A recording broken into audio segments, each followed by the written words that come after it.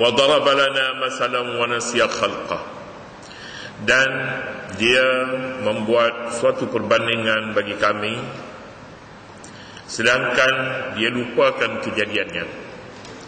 Qala man yuhyil 'idhama wa hiya ramim. Lalu dia berkata, siapa boleh menghidupkan tulang ini sedangkan tulang sudah repuh.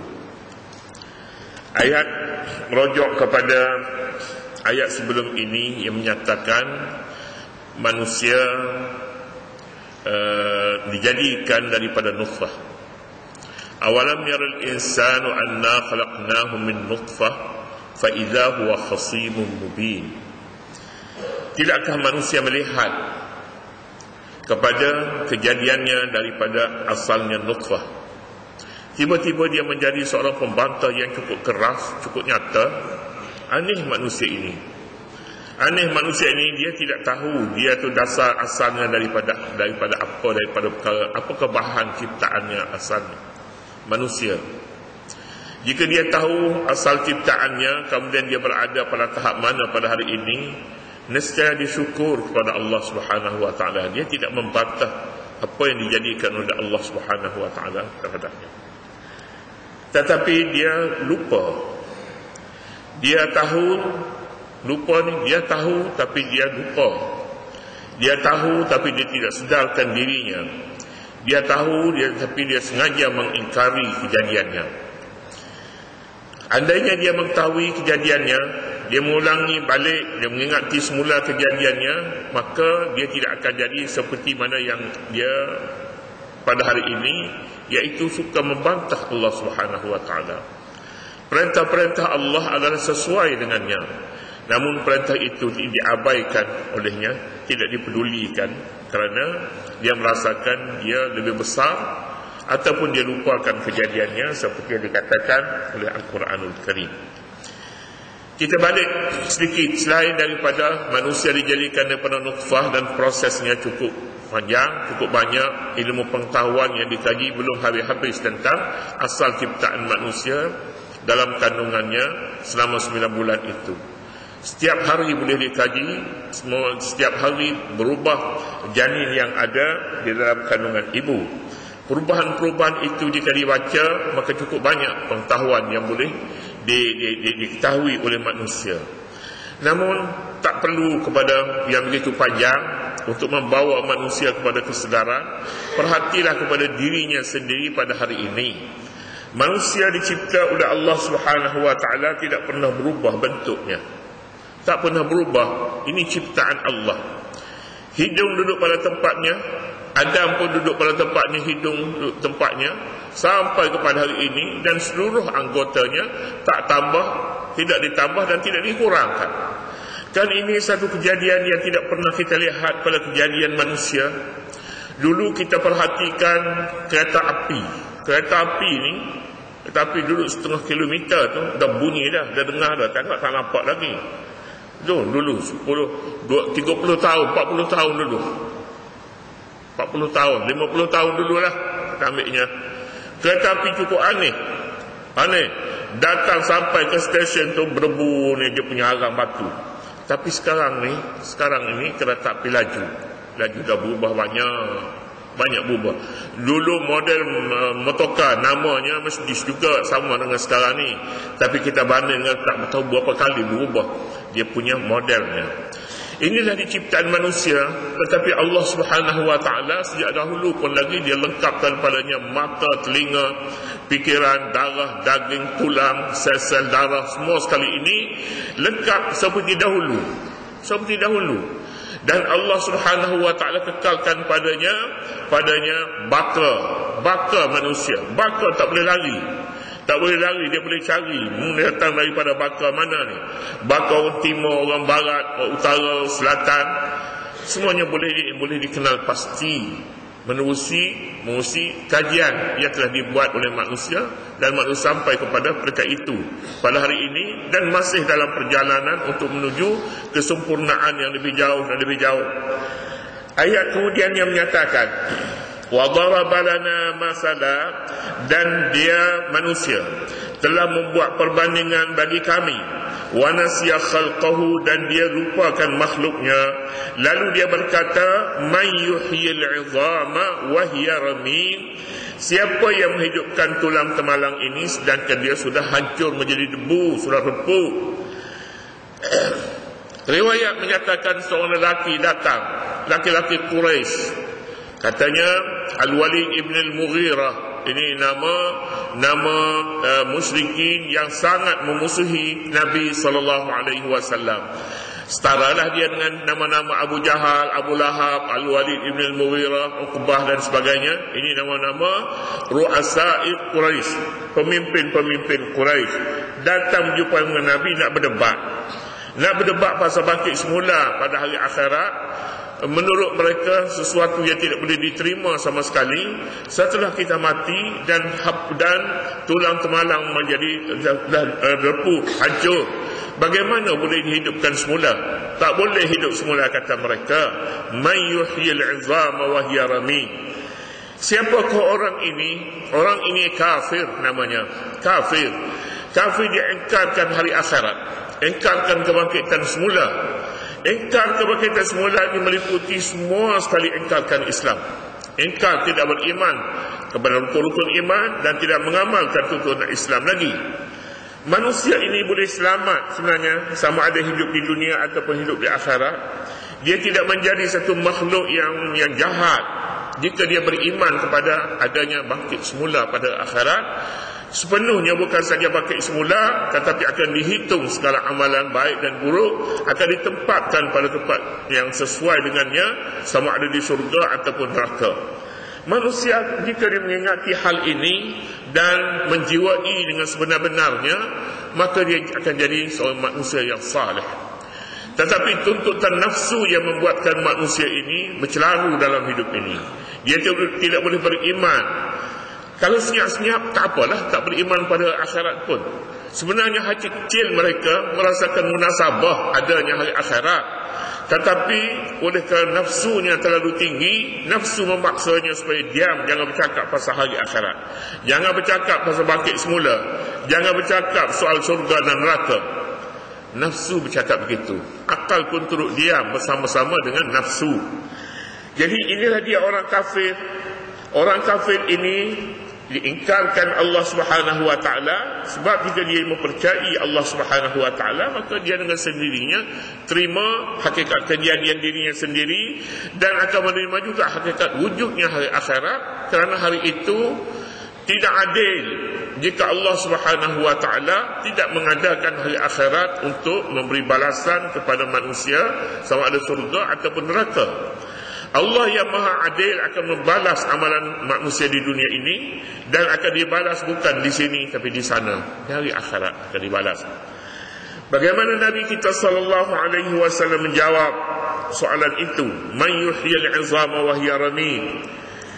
Jawapannya mudah saja tetapi penuh hikmat, penuh dengan erti-erti kebijaksanaan pada jawapan ini. Memanglah jawapan daripada Allah Subhanahu wa taala yang mewahyukan kepada Nabi supaya menyampaikan, pendek saja jawapannya, tak perlu debat panjang. Qul, katakanlah hai Muhammad, yuhyiha alladhi ansha'aha awwala marrah. Dia akan dihidupkan, manusia itu akan hidupkan oleh Allah yang menciptakannya dahulu. Kali pertama dia diciptakan daripada tiada kepada ada. Apakah tidak mungkin daripada ada untuk mengadakan semula kejadian yang sudah ada, contohnya sudah ada? Memang lebih mudah lagi. Akal dengan sendirinya menjawab ya, hakikat ini jika dia seorang yang mempunyai hati dan akal yang sedar. Dia akan memperkatakan bahawa memang pun tidak mustahil bagi Allah, kerana dulu manusia tiada, kemudian ada. Apakah tidak mungkin Allah Subhanahu wa taala mengadakan semula awal marrah sebagaimana dia dahulu mengadakan yang tidak ada? Inilah dia satu hakikat manusia jika menggunakan pemikirannya. Pemikiran ini berfikir pada ciptaan Allah Subhanahu wa taala yang banyak disebutkan. Yang disebutnya manusia belum habis mengkaji, tentang alam laut, alam darat, alam hayawan, alam tumbuh-tumbuhan, hatta alam dirinya sendiri belum habis, belum selesai. Kajilah. Awalam yarau, tak perhatikah kamu, tidakkah kamu tahu perkara yang ada di dalam laut, di bumi, di darat, di langit dan berbagai-bagai tempat lagi? Jika mereka mengetahui semuanya ini, mereka tidak akan mengingkari Allah Subhanahu wa taala. Manusia dijadikan oleh Allah Subhanahu wa taala seimbang. Satu perkara yang perlu diingat. Setiap perkara yang bertentangan dengan keseimbangan hidup di dunia ini, maka dia tidak wajar. Tidak dijadikan Allah Subhanahu wa taala berat sebelah. Di antara dunia dan akhirat, manusia dituntut supaya seimbang. Di antara rohani dan jasmani, manusia dituntut supaya seimbangkan antara tuntutan rohani dan jasmani. Demikian juga kehidupan manusia, akalnya, dirinya. Oleh kerana itu, pada Allah yang memelihara keseimbangan ini, sebagaimana dia memelihara keseimbangan dalam hidup manusia. Sebagaimana dia menciptakan alam ini, dijadikannya seimbang. Oleh sebab itu, langit berada pada tempatnya masing-masing, bintang-bintang berada pada tempatnya masing-masing. Demikian juga bumi, tempat manusia hidup ini, semuanya dijadikan seimbang. Jadi tuntutan Allah Subhanahu wa taala kepada manusia supaya dia berseimbang. Fikirkan, sebab Allah lengkapkan fikirannya. Allah tidak menguasa, tidak memaksa manusia supaya meletakkan fikirannya pada satu arah, tetapi dibiarkan, dilepaskan manusia, gunakan saja fikiran, dia akan sampai kepada suatu matlamat di mana harusnya manusia ini meletakkan dirinya. Kemudian ayat menyatakan, qul yuhyiha alladhi ansha'aha awwala marratin wa huwa bikulli khalqin alim. Katakanlah wahai Muhammad, yang menciptakan manusia itu ialah yang menciptakan dahulunya lagi. Manusia dijadikan oleh Allah Subhanahu wa taala penuh dengan mukjizat dan dalam bentuk yang cantik, indah. Laqad khalaqnal insana fi ahsani taqwim. Sesungguhnya kami jadikan manusia dalam seelok-elok bentuk kejadiannya. Lihat saja pada diri manusia yang dilengkapkan oleh Allah dengan telinga, pendengaran. Lihat, Allah jadikan manusia mempunyai mata, manusia dilengkapkan dengan kaki tangan untuk bekerja, dan manusia dilengkapkan pula dengan peralatan-peralatan untuk hidup dengan baik sebagai seorang manusia yang dimuliakan oleh Allah Subhanahu wa taala. Mana-mana perkara yang kita boleh bina hukum Islam, mana-mana perkara yang bertentangan dengan keseimbangan dalam hidup ini adalah bertentangan dengan kehendak Allah Subhanahu wa taala. Dan manusia dituntut supaya mengembalikan kedudukan pada tempatnya yang sewajar. Kita baliklah pergi, tidak di bidang hukum lah, kita lihat di bidang falsafah atau kita nama ataupun apa-apa bidang sekalipun, kecacatan yang ada pada manusia, kecacatan dibenarkannya, memulihkan kecacatan itu, dan tidak ada sebarang larangan pun. Katakanlah seorang mempunyai anggota yang tidak sehat, dia boleh tuntut, dia boleh lakukan supaya anggotanya pulang menjadi sehat seperti orang ramai. Kita katakanlah begini, kita katakan dia tidak mempunyai tangan. Dia boleh menciptakan, jika dia mampu, ciptakan tangan, sambungkan tangan, hatta jika tangan itu perlu dibuat daripada emas, lakukanlah. Sebab ketiadaan tangan menghapuskan keseimbangan yang ada pada manusia.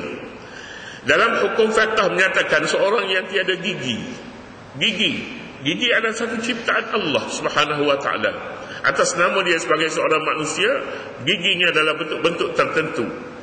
Gigi boleh diganti jika dia tercabut, sampai dia boleh pakai emas, sekalipun emas itu dilarang bagi orang laki-laki. Tetapi untuk mengekalkan tawazun, keseimbangannya, manusia boleh lakukan apa-apa saja, namun demikian tidak akan sama dengan kejadian yang dicipta oleh Allah Subhanahu wa taala. Oleh kerana itu ulama kita membuat suatu keputusan, sebarang perubahan yang dibuat, perubahan daripada perbuatan mengubah ciptaan Allah Subhanahu wa taala dilarang, tetapi mengembalikan manusia kepada seimbangan yang diciptakan asalnya oleh Allah Subhanahu wa taala, maka itu terpulang kepada manusia. Jika dia merasakan dia terganggu hidupnya dengan sebab kecatatannya dan boleh dikembalikan semula kecatatannya itu, jika dikehendaki ada jalannya untuk mengembalikan kecatatannya, dia dibenarkan menggunakan apa sahaja jalan untuk mengembalikan semula kecatatannya itu supaya menjadi sehat seperti orang biasa. Sebab dia terganggu, hidupnya terganggu dengan sebab kecacatan. Tetapi jika seorang itu mengubah ciptaan Allah Subhanahu wa taala, maka dia dilarang. Dia mempunyai dua tangan misalnya, tapi dia mau ciptakan kita katanya jarinya lah, supaya ditambahkan lagi jarinya menjadi lebih daripada yang diciptakan oleh Allah Subhanahu wa taala. Ia adalah satu dosa yang sangat besar. Hukum ini jika difikir, berjalan semua hukum yang ada dalam syariat ini. Hukum alam ini kembali asalnya kepada tawazun, kepada seimbang. Mana-mana yang dilarang oleh Allah Subhanahu wa taala itu adalah bertentangan dengan keseimbangan manusia, bertentangan dengan keseimbangan bagi seorang lelaki atau bagi seorang perempuan. Kita lihatlah apa sahaja cara dan perubahan yang dibuat oleh manusia yang dilarang oleh Allah Subhanahu wa taala, maka sebabnya ialah kerana mengubah ciptaan Allah Subhanahu wa taala. Jadi itulah sebabnya Allah Subhanahu wa taala dalam ayat ini mengajak manusia berfikir kepada kejadiannya, kerana kejadian Allah Subhanahu wa taala yang sudah cantik ini tidak boleh dipindah sama sekali. Jika tak cantik, sila pindah supaya menjadi lebih cantik daripada cipta Allah Subhanahu wa taala. Tentunya tidak ada jalan untuk menambahkan lebih baik daripada ciptaan Allah Subhanahu wa taala ini. Inilah yang disebutnya di sini, yuhyihallazi ansha'aha awwala marrah wa huwa bikulli khalqin alim. Sedangkan Allah Subhanahu wa taala sangat mengetahui terhadap setiap makhluk ciptaannya. Dia mengetahui kegunaannya, dia mengetahui asal usulnya, dia mengetahui yang kecilnya, yang besarnya, dia mengetahui tata kehendak tubuh badannya, apa yang ada pada manusia dan apa yang tiada padanya, semuanya diketahui oleh Allah Subhanahu wa taala. Inilah yang kita sebutkannya tawazun. Tawazun maknanya seimbang. Keseimbangan yang ada pada manusia, itulah rahsia manusia yang telah diciptakan oleh Allah Subhanahu wa taala. Kembalilah kepada tawazun ini, sama ada dalam soal dunia dan akhirat, rohani dan jismani, penciptaan dan kegunaan keupayaannya, semuanya kembali kepada yang kita sebutnya at-tawazun, seimbang.